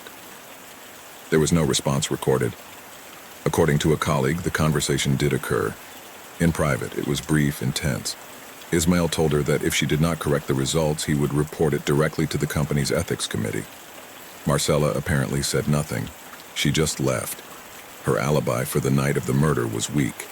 She claimed to have been at home reviewing data alone. She did not receive or make calls, no connection records, no witnesses to place her. But there was something else. Her vehicle, a gray SUV, had traces of fresh mud, the same kind found on the north side of the lake, right where the tire tracks appeared on the jetty. When asked about this, he said that he had made a visit to the area the day before the crime, on an unscheduled field trip. There are no records of that activity, nor are there any photographs or associated reports. For Mercer, the motive was clear. Ismael represented a direct threat to her professional integrity.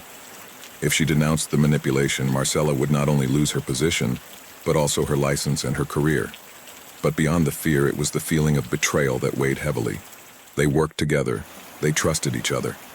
And when she crossed a line, he refused to cross it with her. That, for some people, becomes intolerable. Still, there was no conclusive evidence. No blood was found on his clothing. He had no access to the digital recorder or the missing diary. And although his car was muddy, no footprints were identified that directly linked his footwear to the crime scene. Marcella Vaughn was not arrested, but her name remained highlighted on the detective's list. Because in the world of silent crimes, sometimes the weapon is not a blow, but the lie that tries to hide it. Ramiro Lutz's name did not appear among the documents, nor in recordings, nor in digital records. It emerged from the memory of those who knew the terrain. Current rangers, when interviewed by Detective Gabriel Mercer, mentioned him with a mixture of respect and caution. "He knows every stone in the forest," said one.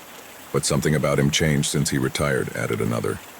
Lutz had worked for more than 30 years as a ranger at Pine Hollow. He still lived in a small wooden house north of the lake, on land that belonged to the state, but which he was allowed to continue to occupy as part of a retirement agreement.